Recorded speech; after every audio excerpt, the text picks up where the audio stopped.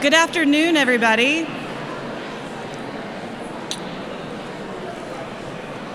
Welcome, welcome. As I've said many times this morning, we have 550 of our best friends and family here today for our 2025 State of the City, sold-out crowd. So speakers, y'all are some headliners. People came to hear you talk today. My name is Lisa Hermes, and I'm president of the McKinney Chamber of Commerce, and I'm so delighted to be able to be here again this year to host our State of the City. This is going to be a fun year. We have a new mayor this year, Mayor Bill Cox. Looking forward to hearing you speak. We're going to hear a video in a little bit. Unfortunately, our city manager today, well, not unfortunately for us, but fortunately for him, he's visiting his son in, I think, South Korea and Japan. So he's on the other side of the world. So we have the unique opportunity to hear from one of our newest assistant city managers, Jennifer Arnold. So very excited about that as well.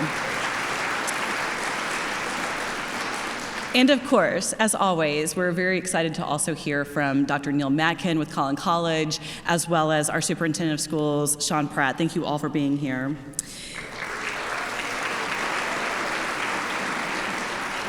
So before we begin, I'd like to invite Aaron Armstrong from Christ Fellowship Church to perform the invocation. As you may know, if you've been around the block, we've been hosting this event at Christ Fellowship Church for, all of 1 year. All of 1 year. You've been hosting as a lead pastor for all of 1 year, but the facility and the staff here, I think we've had it now for over 2 decades. So they've been a great home for us to be able to gather together, and I'm excited to be able to introduce Aaron Armstrong. Well, thank you, Lisa, and welcome everybody. I don't know if church is part of your normal rhythm at all or not, but you are always welcome in this place, no matter what. And so we are grateful to be here, grateful to host again. And so I want to invite you to please bow as we go to the Lord in prayer. Father, we do love you, God, and we praise you and thank you again for another day, a chance to gather with friends and to be able to think about what you would have for us here in this incredible city. And Father, we love you. We say thank you for giving us McKinney. It is a joy to be here. We love the neighborhoods and the businesses, Father, all of the community and the people around here, God, and we do ask you today for your hand of blessing on this great place. Lord, I pray that you would bless us with your wisdom and your vision for the future. God, would you let us dream your ideas? God, would you give us your great compassion to be able to know how to reach people that may be on the outskirts wondering how their next meal is going to be provided for, where their next job is going to come from.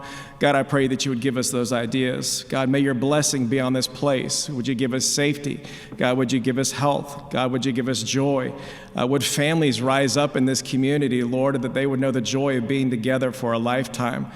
So, Father, I pray over all of our friends here in this room, too. And, Lord, anyone who's come in today, maybe just carrying an extra weight from the world and just the burdens that we carry every day, God, I pray that you would bless them with peace here today.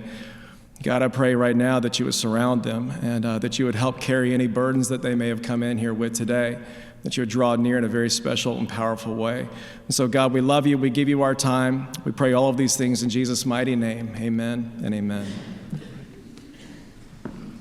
Thank you. And now I have the honor of introducing Veronica Diaz. She's a student at Collin College, and she is going to lead us in the national anthem. So please give her a very warm welcome.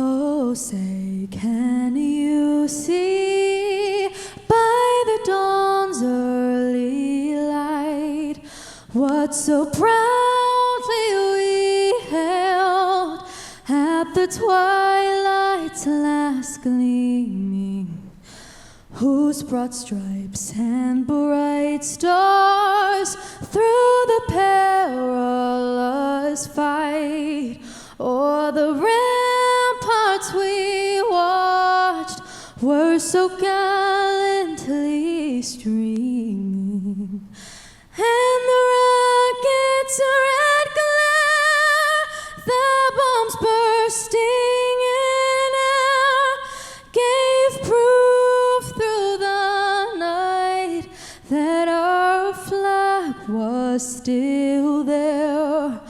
Oh, say does that star-spangled banner yet wave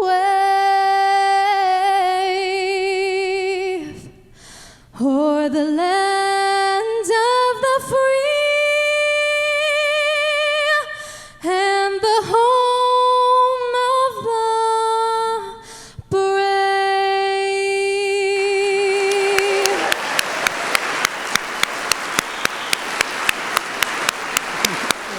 Thank you. Awesome. As someone with a tone-deaf person over here, I'm always amazed at how beautiful and talented when somebody has a voice like that. Thank you, Veronica, for being here today and sharing your gift with us. All right, so I do want to say a big thank you also to all of our sponsors. You'll see their logos have been on rotation. Please do thank them. It's truly a community effort to be able to put on programming like this, and so we appreciate the support of our business community and the investments that you make in making sure that we keep our economy strong, that we support our leadership, and we work together to face the challenges that we might face as a growing community and also embrace those opportunities as they come along. So thank you for that. And more specifically, we'd like to thank our presenting sponsor today, Downtown Digital. And I'm going to invite Downtown Digital, Mr. Bobby Gray, to the stage. So please give him a nice warm welcome to say a few words. Thank you. Thank you very much. I'm Bobby Gray, and this is actually my very first McKinney Chamber event ever, which is strange because I relocated my family from Philadelphia down to Stonebridge Ranch in 2004. And so it's taken me the better part of 21 years to have something valuable enough to contribute to our future that I've actually asked the McKinney Chamber to allow me to share the stage up here with you today. So thank you very much to all of you and to the McKinney Chamber. I've been a champion of honest money and an advocate for community currencies dating all the way back to 2008 when I started the American Open Currency Standard. In fact, in 2012, I testified in front of U.S. Congress about community currencies and how they could help be part of the roadmap to monetary freedom. And so back then, I was using gold and silver and copper tokens, kind of the old-fashioned way, encouraging communities to barter and trade with each other once again. And so thanks to Bitcoin and blockchain technology, we now all have the tools in our own pockets today to take that same concept of honest money into our communities the fast and easy and digital way. And that's why I started Downtown Digital, to hopefully create an honest medium of exchange for us to use and trade around town. Hopefully in the next year, you're going to hear a lot more about this as we continue to build out our program and get ourselves to the point where we're ready to pilot this and present it to you here. We are building Downtown Digital on top of the Texitcoin TXC blockchain, which maybe you've seen some of our cars around town, hopefully not terrorizing the streets of McKinney too much.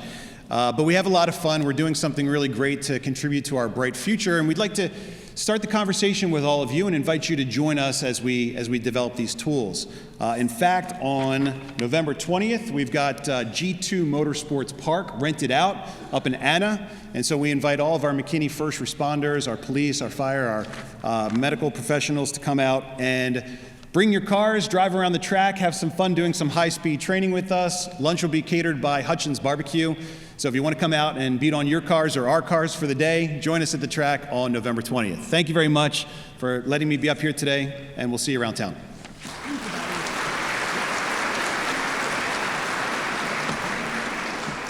All right, Thank you. Downtown Digital is also a new corporate partner, so we appreciate your support. We've got some special people here today. Leadership McKinney class is here. Where are you guys? How's it going? How's your class day today? Yeah? Look at that, this is not that enthusiastic.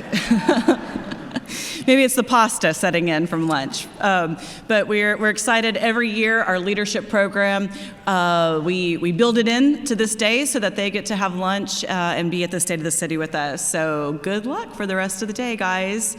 Any leadership alumni in the room? And the best class ever is? I have the microphone and I say 09. And I think there's like maybe one other person in the room. Where's my buddy Brian? So thank you guys for being here. I want to introduce our platinum sponsors. I want to make sure that you thank them as well. We've got McKinney Economic Development Corporation, McKinney Community Development Corporation, Frontier Waste Solutions, who just picked up my trash this morning. Thank you guys very much. I'd also like to thank Market Street for today's lunch and the beautiful centerpieces. I'm going to tell you later, we normally give away the centerpieces, but we're saving some money and we're going to reuse them for next year, because guess what? It's going to be the same time, same bat channel, same bat place, so we can just reuse our centerpieces. But thank you guys for all of that. Additionally, I'd like to thank Commercial Interior Solutions, Chandra and Matt Miller. They did our beautiful stage design, and for our panelists, to hopefully make them feel comfortable. We used to make them sit on these high bar stools, and that's just not comfortable, right? Like, so they make it comfortable, a little bit more pretty, and you know what? They can do it for your office as well. I'd also like to thank and recognize our elected officials. We have a powerhouse here with us today. So as I say your name, if you would please stand to be recognized. We have our Congressman. Keith Self is with us today. Thank you, Congressman Keith Self. We have our state representative, we have our state senator, Angela Paxton is here with us today. And our state representative, Carissa Richardson. Judge Paul Riley is with us. And from our city council, of course, we have our mayor, Bill Cox, here today. And our city council members, Patrick Cloutier, Justin Beller, Rick Franklin, and Ernest Lynch. Joining us from the Collin College board, we have trustee Justin Adcock, Kathy Alexander, Raj Menon, and our very own Andy Harden.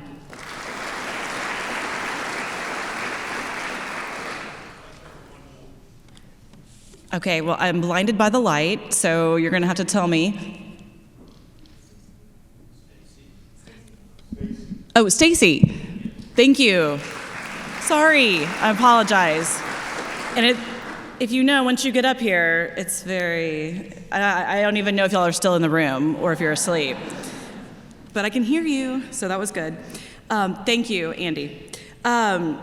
Representing McKinney ISD Board of Trustees, we have the board president, Amy Dankel. Secretary Harvey Oaxaca. Stephanie Odell.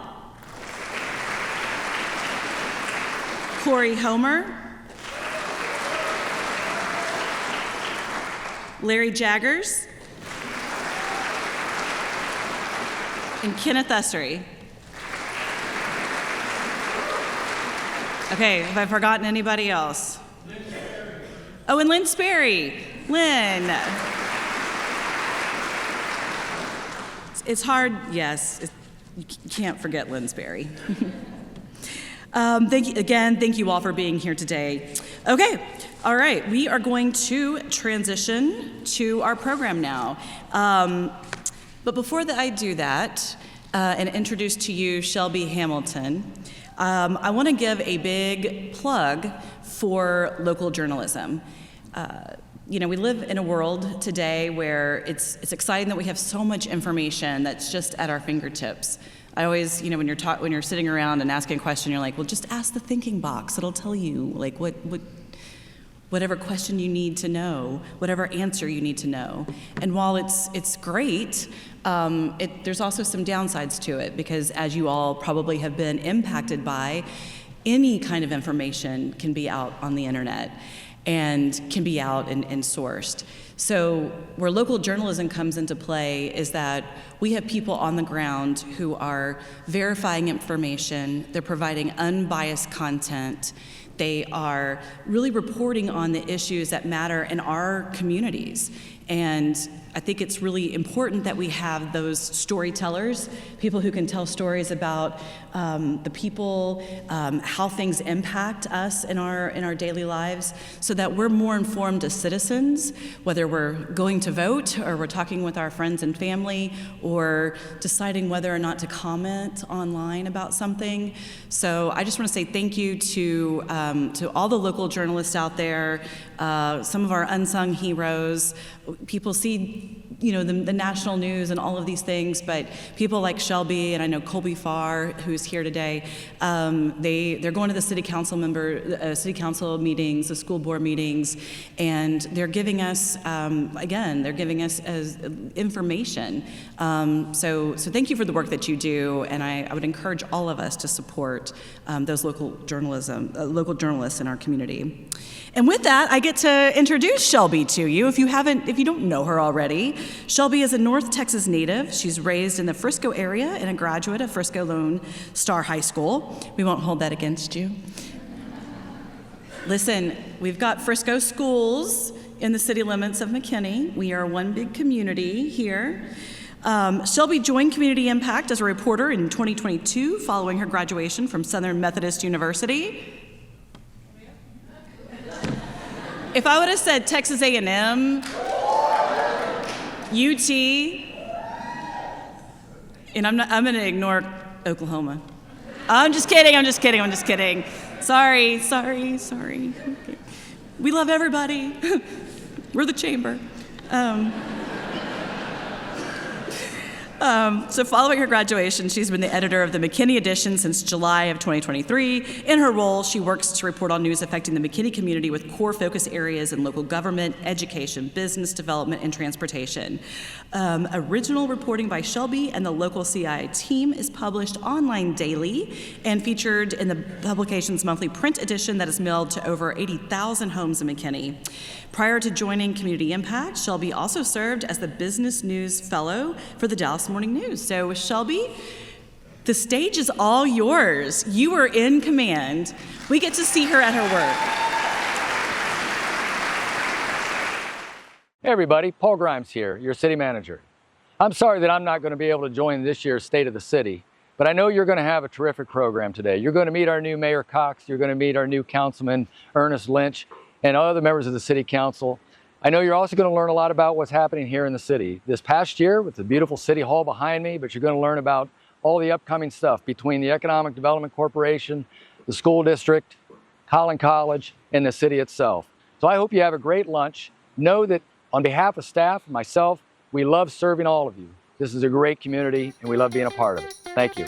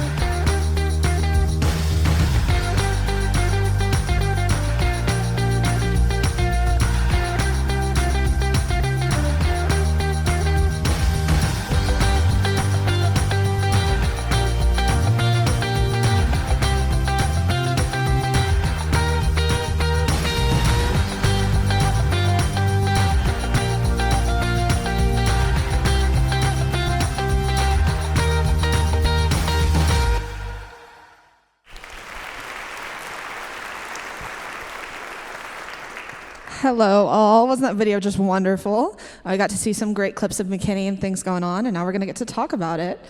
So without further ado, let's welcome up our panelists today. I've got some intros for each of them. First off, please welcome Collin College President, Dr. Neil Matkin.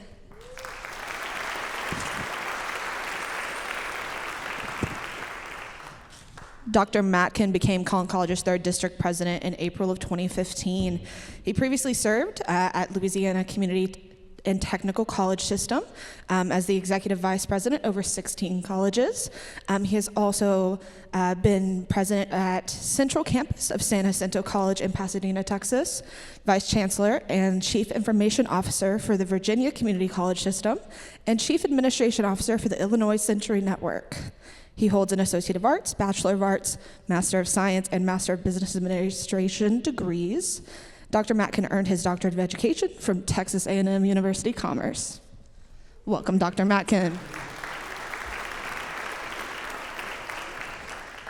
Next, please welcome Sean Pratt, McKinney ISD Superintendent.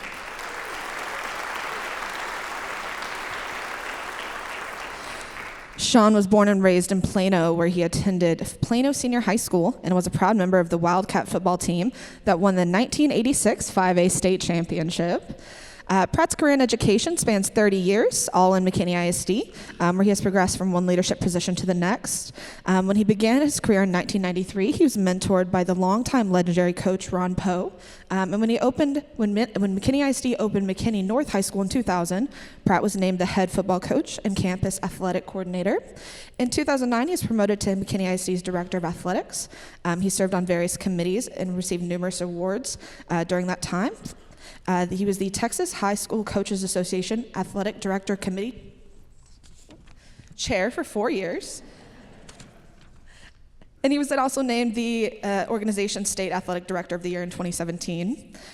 He has continued to strengthen the district's, since being named Assistant Superintendent in 2020 and then later Superintendent, he has continued to strengthen the district's partnerships with the police department and fire department. In the COVID crisis, he helped to facilitate the administration of over 60,000 vaccines at the McKinney ISD Stadium, and then received an award for it from the 2021 National Center for Spectator Sports Safety and Security Facility of Merit for Safety and Security Award. Welcome, Superintendent Pratt.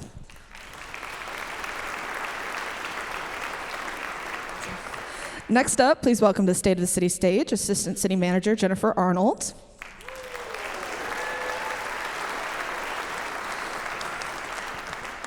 Jennifer was promoted to Assistant City Manager in March of this year. She joined the city in 2007 and served as the Director of Planning from 2018 to 2025.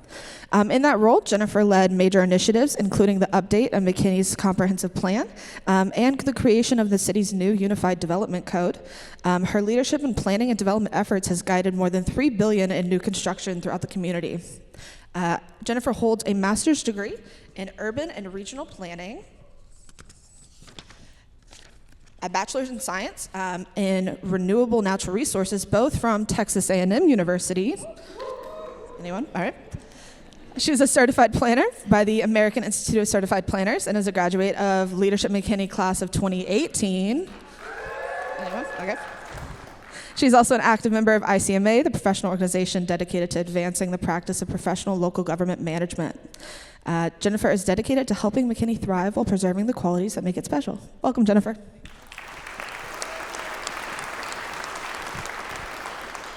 And last but certainly not least, please welcome Mayor Bill Cox.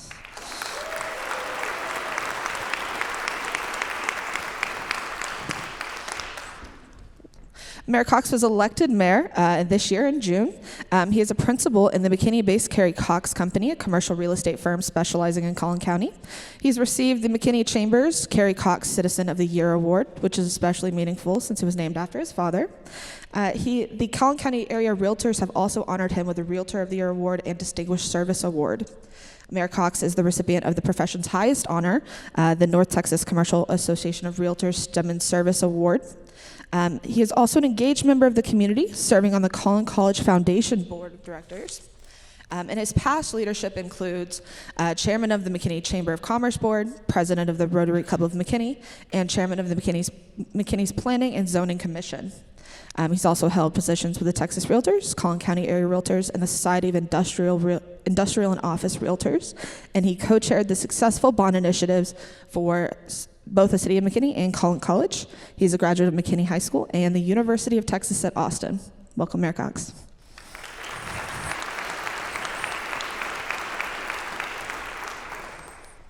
Well, we have a lot to talk about today, so let's dive right into it. We'll start with the city folks. Both of you are in new seats this year. Been in the city a long time, but congratulations on your respective promotions and elections. Can you tell us a little bit about how stepping into these roles has changed your view on McKinney and its future? Sure. Thank you, Chamber, for having this event, and it's good to be here at the first one. Mayor Fuller counseled me on how to do this, so George, I appreciate you and your input on this, which was absolutely nothing. He said, "Good luck," is what he said. Yeah, Shelby, great question. What has changed, and what I did not realize was the culture that the City of McKinney's staff has, and the larger the business, the better the culture has to be. And we have, without a doubt, the best culture of any city staff that I've ever been around or have ever worked with. So that's the biggest surprise, if you will. But as I think about it, it shouldn't be a surprise. But the culture that our staff has, top to bottom, starting with Paul Grimes, all the way through the system in any department, is just top-notch and first class. Yeah, I'll echo those comments. It's first and foremost, thank you for having me. As I look around the room, there's a lot of friendly and familiar faces, so I feel really, really honored to be able to sit up here on this stage and help represent the city. I've been in this role not very long, but I've been with the city for almost 20 years, and so I've seen a lot of things change with the community and with the organization overall. And as I've moved into this role, I get to see at a finer level of detail how all of the little pieces fit together, both from the staff side and the different departments who are grinding every day to help deliver the best quality services to the community, but also in the business and the partnerships that we have with the outside team and the outside world. We have a lot of nonprofits, organizations, businesses, development partners that all really work hard, arm in arm with city staff to make the community exactly what it is today, something that we're all very proud of. I always love watching the videos during State of the City because it just makes you feel so prideful to be able to be a part of this community. And so moving into this role has only deepened that appreciation for me. And so, yeah. I'd love to hear that and wish you the best in this. You keep working on in those roles. And I'll just ask, y'all have both seen McKinney grow in your time in McKinney and now going forward in these roles. McKinney is at the epicenter of growth in this country, and Collin County saw over 18,000 housing units come online last year. So what are some of the challenges that come along with that kind of growth? Maybe Jennifer? Yeah, I can chime in on this one first. I think the biggest one is just keeping up, keeping pace both from the infrastructure side of things and also on staff. When we're growing at the pace that we're growing, I think you talked about the number of residential building permits that were issued in the last year. Of that, almost 3,000 of them were residential building permits here in the city of McKinney. And so making sure that we are making smart strategic decisions in our infrastructure so that when a homeowner and a resident go to turn on the water, it actually comes on. And I think that what we've learned a lot in our growth years is how to really, really be deliberate and strategic in where we're making those investments, and making sure that we've got the team in place to help deliver them the way that we need to. Pairing with the infrastructure piece, public safety, community safety is also top of mind for us as a city. And so as we continue to grow with the number of residents, making sure that we're investing also in those public safety resources so that we're able to keep the community, the high quality community that it is, and that our residents are staying safe. I would say one of the other big challenges that is not unique to McKinney, but I think is unique just across the region, of course, is housing affordability and attainability for all the different types of residents that we want to welcome into the community. This is something that is I would say, a crisis across the nation, and it's definitely top of mind for city staff and the city leadership that we have, making sure that we have opportunities for all different types of families, family structures, and income levels. And so you've seen quite a bit if you've watched a council meeting in recent recent months. There's a high focus on how do we as a city try and help to bridge that gap from the resources and things that we can do from a housing and affordability side, as well as how can we partner with the outside agencies that are working hard to make sure that we're maintaining that affordability. Absolutely. And with those challenges definitely come some opportunities as well. So maybe Mayor Cox, what are some of the opportunities that come with that rapid pace of growth in McKinney? We as a city are going to continue to grow and continue to need services, police, fire trucks, police trucks, personnel, and all the things that the city of McKinney residents require.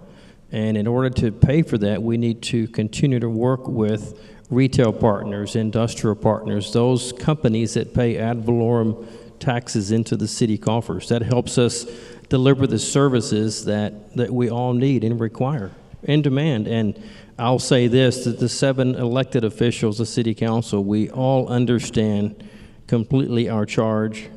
To a man and to a woman, we understand our charge and what we are required to do, and we focus on this every day. And I'll go back to the staff. With the staff we have, we're able to predict and understand what the future looks like for McKinney. And it will be a very different McKinney in 10 years, just like it was a very different McKinney 10 years ago and 10 years before that. So the gate will never close. We will not be able to close the gate, and after you moved in, people are going to continue to move here, and we understand that. Absolutely. Thank you, Mayor Cox. Definitely a lot of change coming up for McKinney in the future. I want to ask some of our education folks. Y'all have seen some change this year, both in public school systems and community colleges following the most recent legislative session. So maybe what are some of the biggest takeaways from that legislative session that your teams are looking at, and how are y'all addressing it, if you want to start? Sure. I'd say the two that I get asked about the most are House Bill 2, which is the funding, and then ironically enough, the cell phone bill. I'm always asked about the cell phones.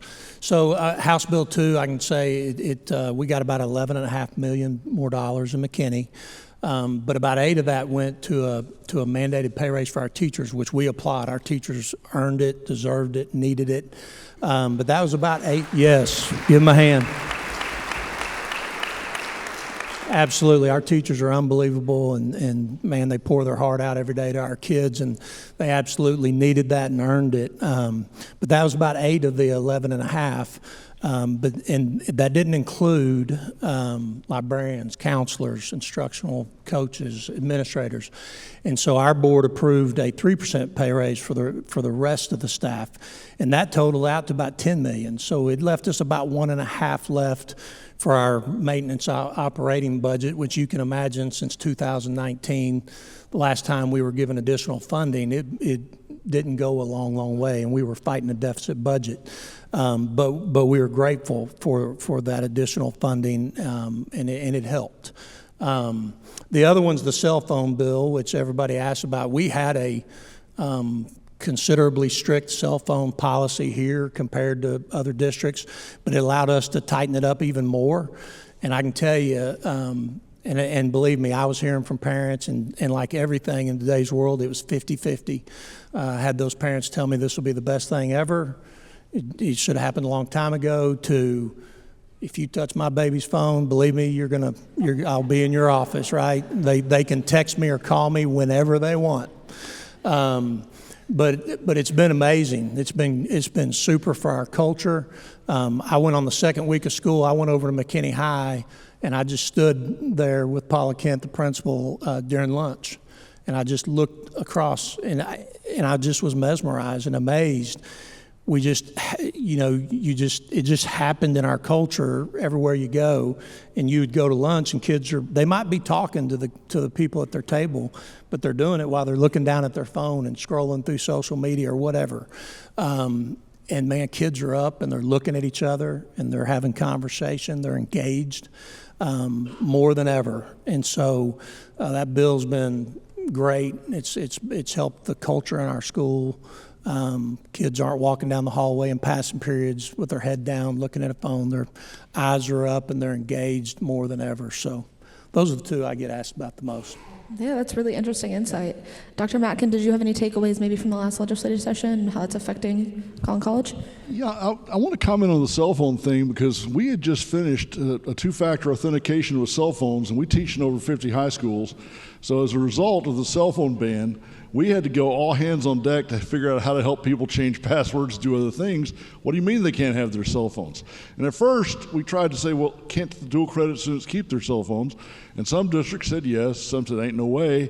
And so we had to really get creative and figure out a way to get that double authentication done so we could keep everybody logged into our systems. And you did it quickly, and we appreciate it. It was a scary time because we weren't sure we were going to be able to do it quickly, but it worked out well for everybody.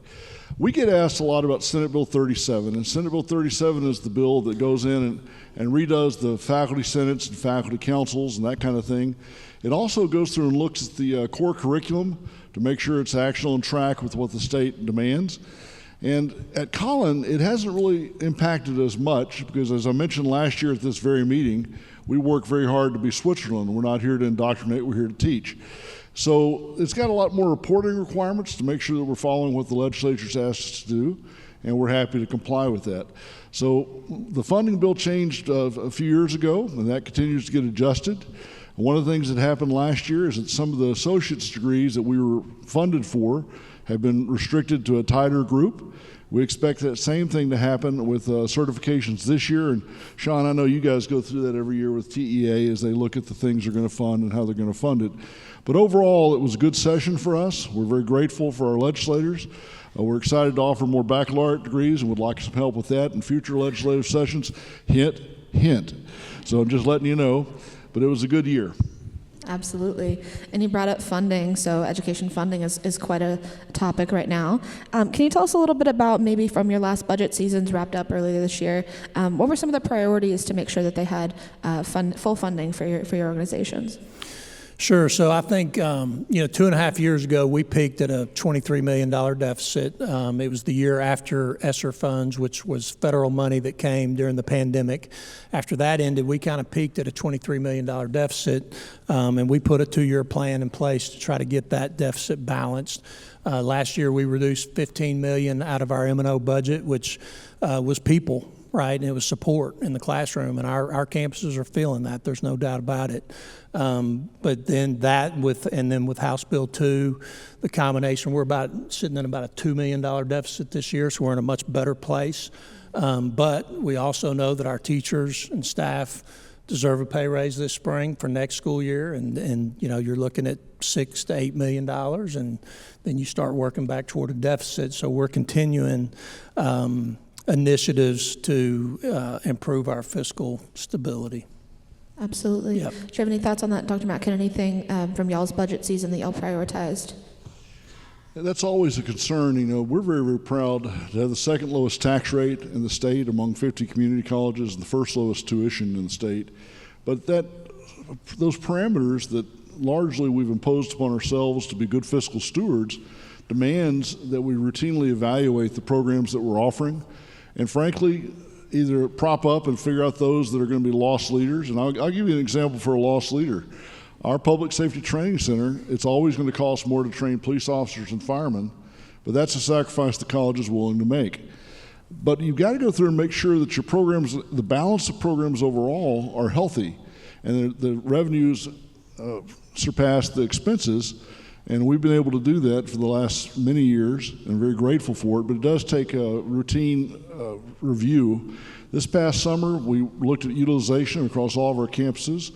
We looked at revenues versus expenditures per campus, and we're constantly working with the board to make sure that we're running as efficiently as possible. So we've been able to navigate the budget landmines so far, and hopefully that'll continue into the foreseeable future. Absolutely. I wanted to come over to our city folks and talk to y'all about a couple of big projects on the horizon for the community. I know y'all have got some projects that are going to bring new businesses, new services, new amenities to the community. So maybe Jennifer, what are some of the projects that come to mind for you when we say big things coming to McKinney? Yeah, I think what comes to my mind is probably what comes to all of y'all's minds as well, and that's venue Sunset Amphitheater over there at 121 and Highway 5. That project is a $300 million project project. It's going to create an indoor and outdoor space for year-round concert and event entertainment space.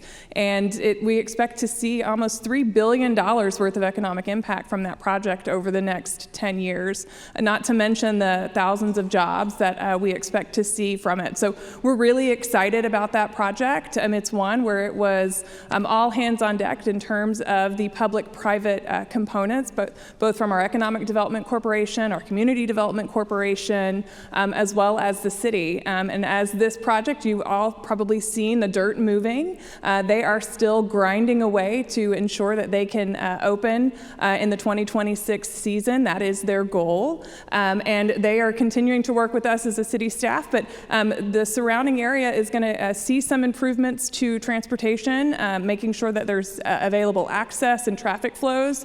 Every time we've got a concert there and they've got 20,000 seats, 5,000 potential cars coming in and out, it is really important to us to make sure that we've got proper access management plans in place so that we get to see the benefits of this project and not necessarily all the heartburn that might come when traffic comes along for those events. So that's a really big one. I think one of the other big ones, also a multi-tiered partnership, and that's Cannon Beach. That particular project, we expect to bring 300,000 visitors annually to come enjoy that outdoor space. It's a really state-of-the-art facility, a surf park, anchored with a hotel space and some linkages there as well. And so that's one of those other great, really unique opportunities that we have here in the city to layer on to the type of entertainment options that we're providing. And I would say for both of those, both Cannon Beach and for the amphitheater, those developments themselves are going to be great signatures for the community, but the amount of business and ancillary things that come along with those in terms of the visitors, the jobs, the hotels, the different services that come along with those that support those type of venues, restaurants, retail, even office space, making McKinney more marketable to the wider community and the wider metroplex. So those are two of the really big, exciting ones on the development side. I would say even off of the development side, the extension of the CJ Cup golf tournament out at TPC Craig Ranch, that is huge for the city. It puts us on a national stage every single year, and we get to host some pretty cool people and once a year when that event happens. And similar to Venue and Cannon Beach, the hospitality arena that comes along with having those types of visitors every year. So we're really proud that we're able to extend that partnership with them for another, 5 years? 5 years, thank you, Steve, for another 5 years. So I think those are the three really big ones. Of course, we've got all sorts of development on the residential side, office and retail as well, but those are the three really big ones I think that stand out for me. Absolutely. Those are all big projects, all going to change the landscape of McKinney. And bring it right back to, if you don't mind, I wanted to talk about the airport. That's another big development. Dirt's turning out there right now. Can you just give us an update on the progress of that project? We have an airport? Didn't know. I just found it. Yeah. No. Yes, absolutely. So we are excited. Similar to these other projects, we are seeing dirt move right now. They're focusing a lot on the horizontal infrastructure and earthwork. But we do hope that within the next few months, you'll start to see some vertical elements coming up out of the ground. So we're really grateful for the partnerships that we've had, both from the state representation to help fund the project, city staff, the construction teams that are working with us, and the leadership of our current and former council members to help fund it and figure out a way to really maximize this asset that we have within the city. I do believe, and I don't think I know Barry Shelton isn't here, but I think the goal is to have that first flight from commercial service by the end of 2026, and we are on schedule for that. So keep watching out there by the airport. You're going to start to see some exciting things coming out of the ground here real soon. A flight out of McKinney in 2026, that'll be... That's the goal, right? Wow, yep. Big news, big news. And Mayor Cox, you were on Planning and Zoning when that council pursued alternative funding following the bond election. And now as mayor, council's kind of led the charge to find funding for that project. Can you tell us, with the current size of the project, what is the vision for it now? What is the passenger experience going to be like? Yeah, the airport is an asset that the city owns, just like other buildings, other parks. other facilities. So it's our charge to make those city assets be as good as they can be, whatever that looks like. And this happens to be the airport. The bond election a couple of years ago was turned down. The city council went back and found a way to reduce the size of the terminal from 12 gates down to 4 gates. And it is a very doable plan. The funding structure was changed. It's no longer on the backs of our citizens. And it's going to happen. And we expect flights, as Jennifer said, in 2026. The airport has been there since 1976, and the plan from day one has been to expand at whatever that looked like. And here in 2025, what that looks like is a new terminal to allow passenger commercial service out of TKI, and we're behind it. That's wonderful. I was going to tag on real quick, and I know the mayor talked quite a bit about the funding. I think we're all very familiar with the history of the funding here, but we do have Angela Paxton in the room, who was instrumental at the state level of securing some state funds for that project, and that is again in support of the votes. Recognizing, hearing loud and clear from that bond package that was not successful, and becoming creative and looking at those other resources that were available to us. So a big thank you from this stage and from our airport staff as well, and our city leadership, because without that kind of support and those relationships that we have and that we build and continue to grow, we aren't able to make these kinds of investments that will serve the city for many, many, many years to come. Jennifer, just to tag on, because you tagged on. Thanks. And Senator Paxton, thank you. I want to thank you from this seat for what you did. You stepped up, you went to bat for McKinney, and we appreciate it, and we deserve to acknowledge you, so thank you very much for what you did. I appreciate it. Yeah, definitely some big news for McKinney. I'm very excited to find out where that first flight's going to go. I wanted to talk a little bit more about facilities on the education side. So the district has a committee looking at the district's facilities, specifically elementary schools. We found out last night that 3 of those are going to close. What can you tell us about kind of the purpose and goal of this committee and what spurred its creation? Sure. Yeah, I'm pretty sure the word's out according to my inbox of my email. And we're not closing, we're repurposing. The buildings won't be sold or closed, they will be repurposed. We have staff in portable buildings, we have them in some buildings that are over 100 years old, so we'll be repurposing those buildings. But we started 2.5 years ago with a strategic plan. 2 months into my superintendency, I recommended to the board that we start a strategic plan. They approved that. We brought in a committee of over 200 parents, students, community members, and we built a 3 to 5 year strategic plan. We built 6 pillars. Those 200 members broke up into different committees on each pillar, and one of those pillars, the 6th pillar, is finance and facilities. And we gave them all the data, all of the information, our finances. They knew at that time we were in a $23 million deficit. And as they studied our finance and facilities, they recommended that we form a long-range facility planning committee to address some of the efficiency issues we had in some of our buildings. And in that southwest quadrant where there's 13 elementaries, we had elementaries in the 50s and 60% utilization. And we're just not in a position to be able to carry that, because when you're at that kind of utilization, you're talking more like $9,000 or $10,000 per child that you're educating. Whereas if you get up in the 80s or so, that number drops more like 6 or 7. And when you're spending that much more money, it's taken away from programs or staff, right? And so the long range planning committee studied the issue, and they made a recommendation that we repurpose 3 schools in the Southwest. They made a lot of recommendations. One of the misconceptions out there right now is that we're closing 3 in the Southwest so we can build 3 in the North where we're growing and we don't have any schools. And that recommendation also happened to build 3 new elementaries, but it was not repurpose 3 to build 3 new ones. It was that their recommendation was that we need to go out for a bond and we need to add some elementaries in the North where we're growing. We've got kids right now, if you don't know it, our school district goes into Princeton and much further north, and we've got kids on a bus for over an hour to get to Webb Elementary.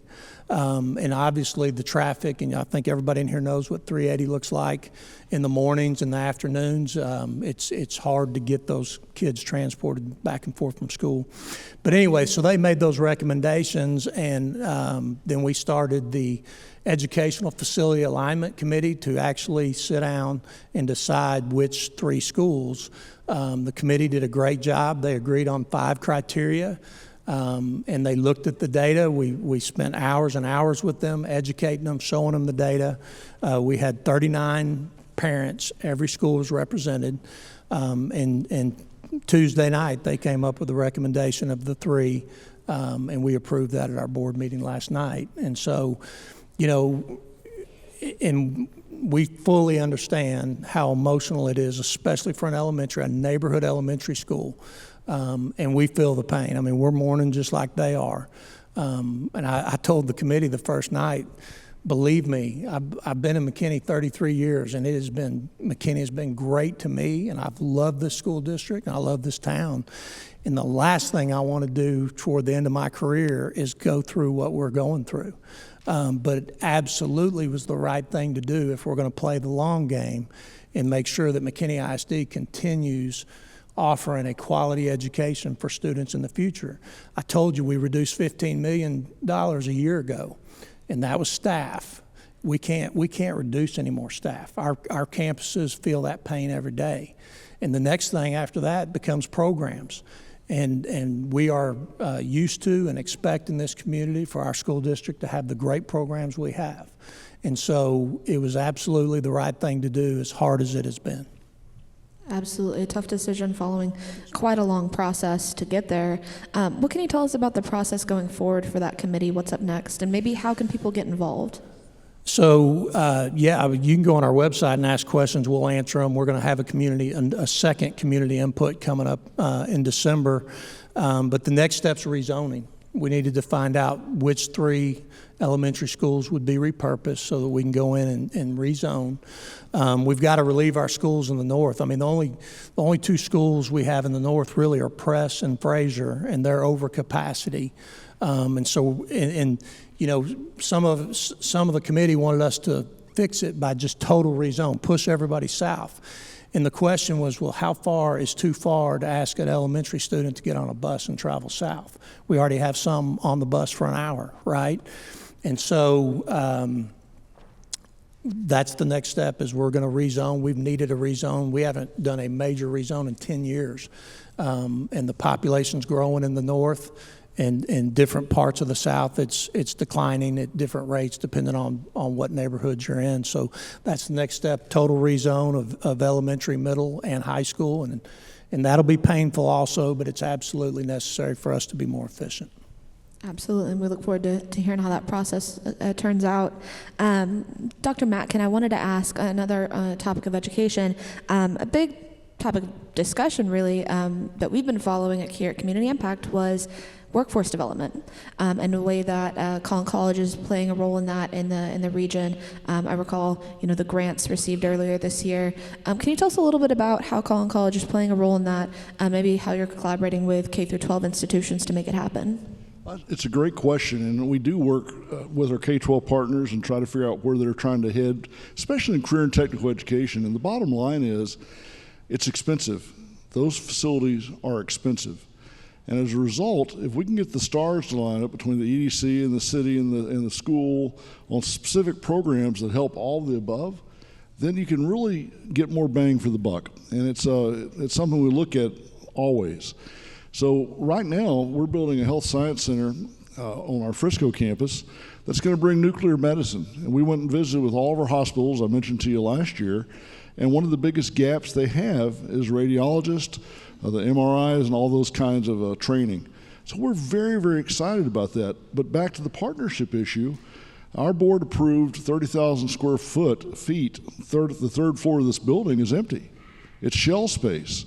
So now we're in extensive conversations with the University of North Texas and others about what might go there to better, again, serve the needs of our hospital partners. And just locally here in town, we've got some incredible apprenticeships with Raytheon, with Encore.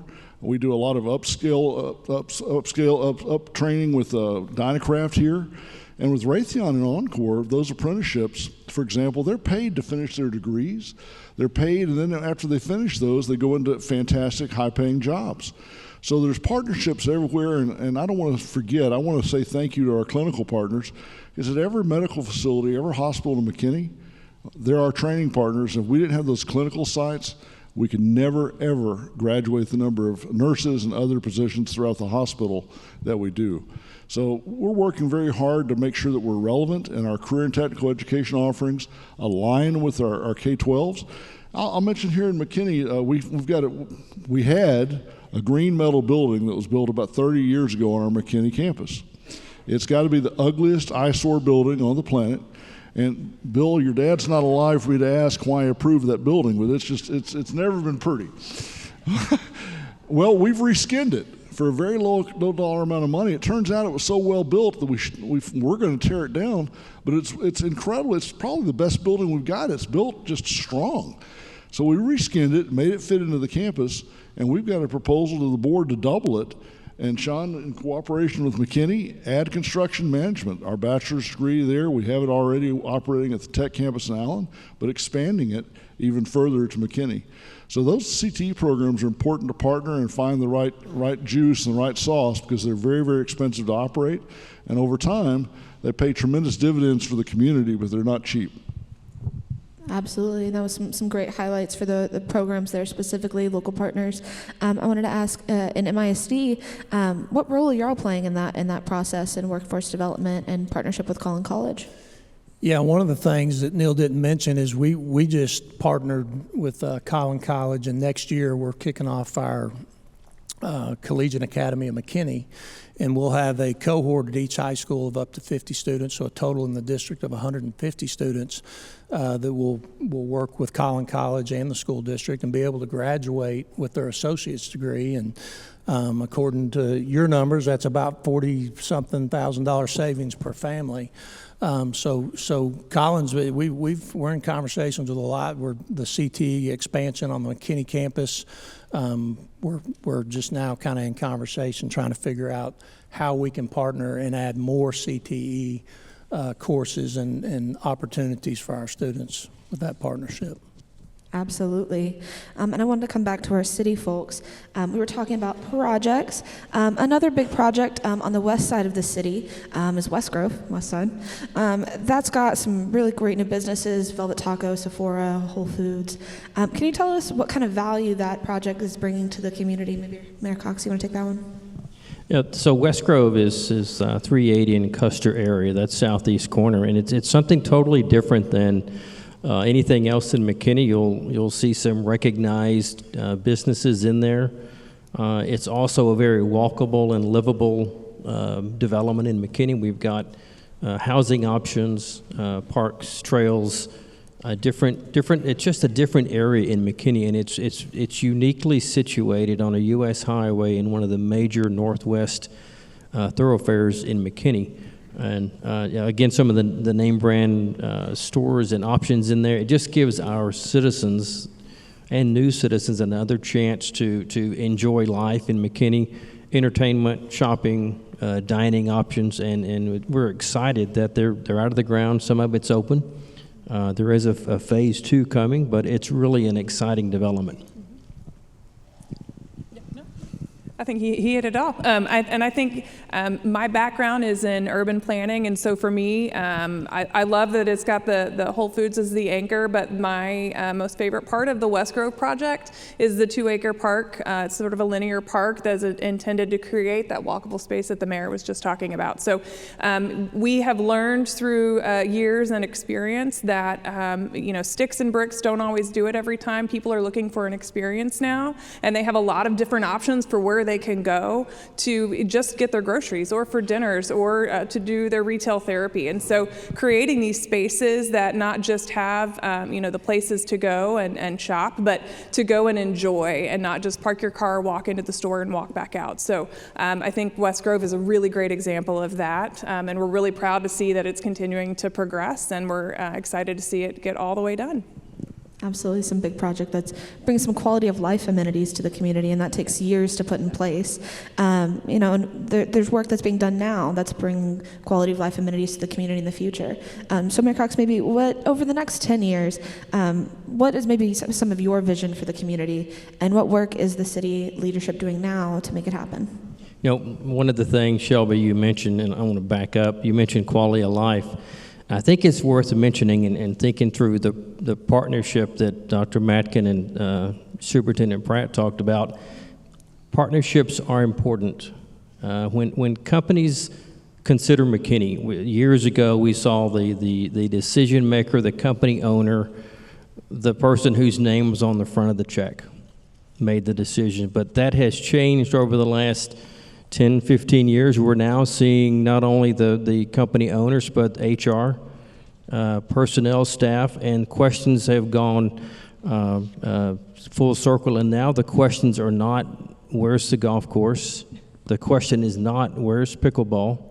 The question is, talk to me about your educated workforce, your opportunities for housing, and tell us about the school system.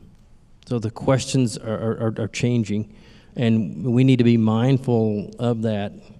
So in 10 years, that will become even more important. Quality of life, educated workforce, training, housing options, all of those things that we have been dealing with for the last, Jennifer, 20 years, will continue. So we, as a city and a school district and a college, need to continue to work together to make this be the best it can be. This is not only a McKinney question, and this is a partnership question. And if we're all pulling the rope in the same direction, we can make this work. Absolutely, definitely some emphasis on partnerships. And I'll bring that question to y'all as well. You've got existing partnerships between your two entities and between other entities. How do y'all see that partnership between local school districts and Collin College evolving, and those same partnerships with McKinney ISD? I'll start with you, Dr. Mackin. You're asking about how do we see the partnerships developing over time? Over the next couple of 10 years, maybe? I think that, folks, anytime you can operate in a manner that is a win-win-win for the institutions involved and the students that are served, in our case and in Sean's case, it's worth pursuing. And I'll give you an example, and we're not trying to take over elementary schools from Sean, but I just wrote to the superintendents in the regions and said, listen, if you've got property you're not currently using, or you know that you're going to be mothballing or whatever else, let's have a conversation. We may not be able to do a thing with it, but it doesn't hurt to ask and to look. Because sometimes, as I was saying to Mayor Cox earlier, the stars line up and everybody benefits. And so I think that we see those partnerships becoming deeper and more meaningful. And we've got some things that we're going to be looking at in the next few weeks and months that I think will underscore our commitment to the partnership, especially with our K-12 partners. We've had a fantastic partnership these last 10 years, and anytime you can have students that are attending, for example, a Texas A&M Engineering Academy at Collin College's lowest tuition in the state prices, and then go to A&M College Station, and don't have to whoop, we've already heard that. I'm trying to save you over there. So anytime you can save $40,000, knock $40,000 off the bill for college, it's a good deal. And Collin College, our accreditation, our articulation agreements, a student can start at Collin and go anywhere. And we have students succeeding across the United States who started here at Collin. So I think those partnerships are just going to continue to go deeper. And frankly, as the cost of construction and everything else continues to rise, we don't have a choice. If we want to continue to succeed, we have to work together in a manner that makes sense. And sometimes, like I say, the stars line up. Absolutely. And kind of same question to you. You've got some existing partnerships within the community with the new Collegiate Academy. Are there any, vision casting, what you'd like to see those evolve to in the next 10 years? Sure. Yeah, we, about 18 months ago, we revamped our CTE We're offering about 18 different pathways. And I'll go back to what I said. I mean, we spent about 6 months working through the Collegiate Academy of McKinney with Collin College, and that sparked other conversations that we've just been having, and really in the just recent weeks, about where they may expand CTE-wise and where we can partner with them and do it together to benefit our students. And to Mayor Cox's point, it is partnerships. And I've met with Paul Grimes about this, and recently with Mike Kowski and the MEDC, and just talking about workforce and how we can all partner together to continue that. So I think over the next less than 10 years, I think over the next couple years, we're going to make great strides in where we're headed together. Absolutely, lots of great collaboration currently happening and on the way in the community. I believe we're coming to the end of our program, so I've got one more question for all of you, and I'll start down here with Dr. Matkin. So if you could just give us one final thought to the community on the direction of local education, what would it be? I read that sitting at the table because I got the questions in advance, and I didn't have an answer for it then either. I've got so many thoughts that come to mind. You know, we're looking at a number of things. We're looking at potentially adding housing. I'm not saying we're going to. I'm saying we're studying it. We're studying what's education look like 10 years from now. How do we get ahead of the curve? How do we make sure that our online education is as meaningful as our face-to-face education? And students' needs change over time. When I was 16, Liberation Day came on January 14th of my 16th year.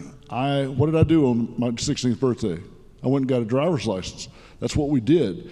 And now, you know, I'm seeing kids in college at 21 years of age who still haven't got a driver's license taking Uber to school. And I'm not accustomed to what that means.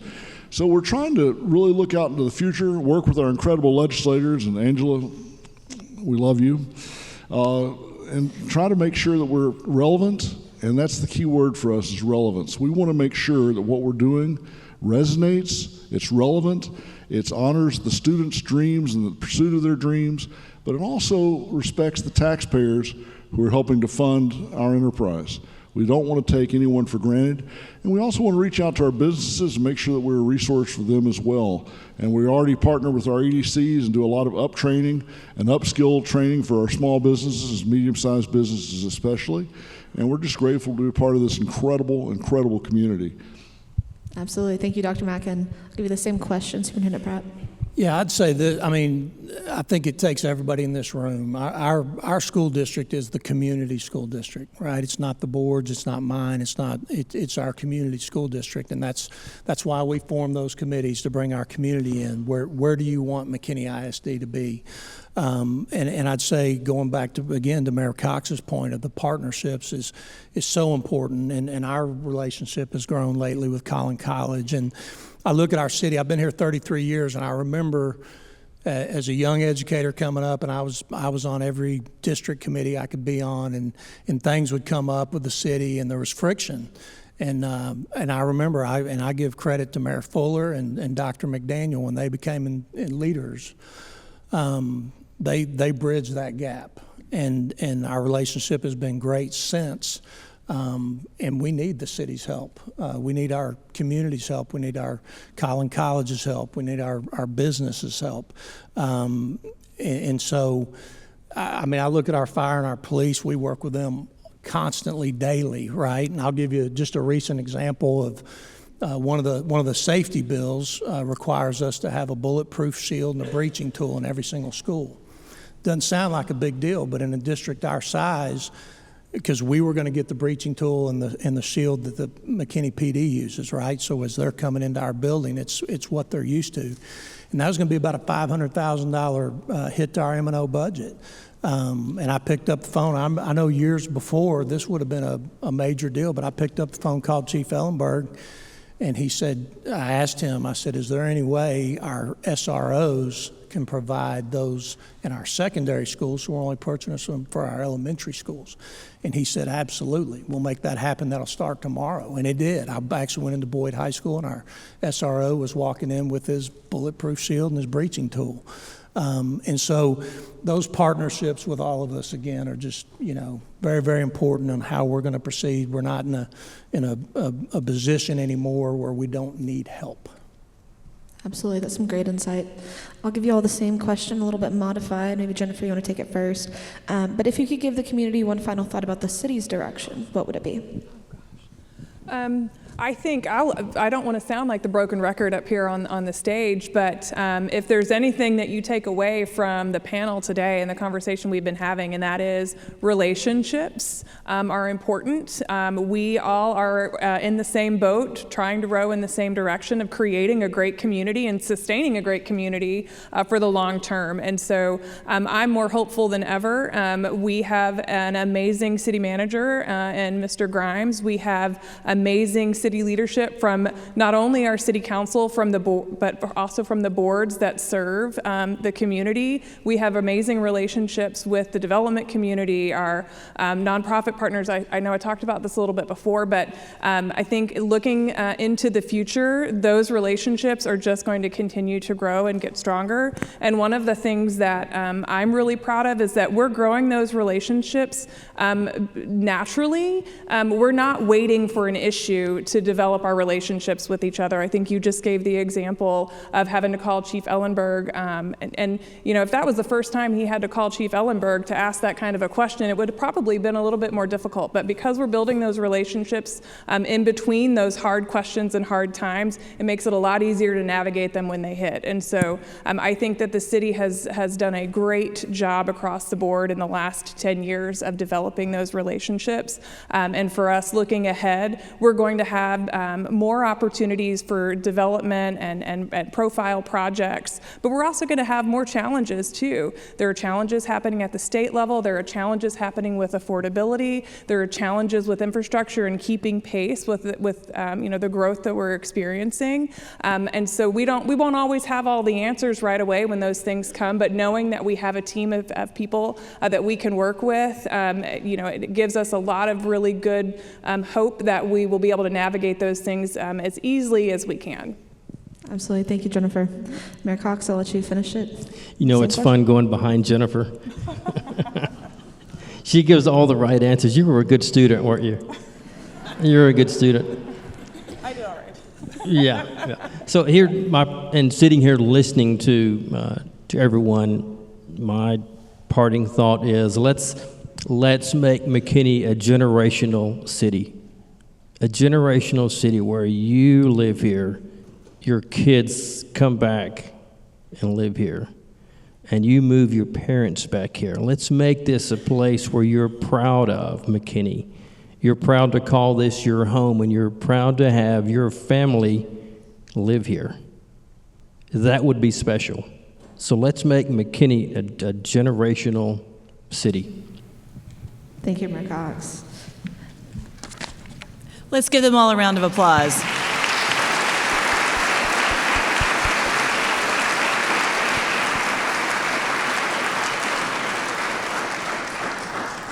I love that you said that, a generational city, and I think it's really telling too that if you know the Cox family, they are a generational city here that's also very welcoming to the new people who have come along the way, and is a testament to your love of the community. And I want to thank all of our city leaders here. It's not always easy. We didn't even go through we had even more questions.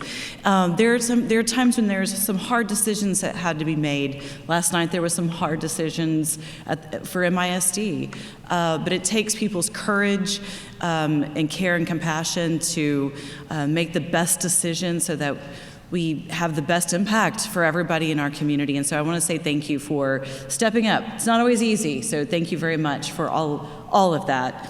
Okay, well, we're a little bit over time, but I want to say thank you one more time to all of our sponsors and Downtown Digital Dollars, as well as McKinney ISD, the City of McKinney, and Collin College. Appreciate all of you. Don't take the centerpieces. That's my last piece. And with that, we're all adjourned. Thank you.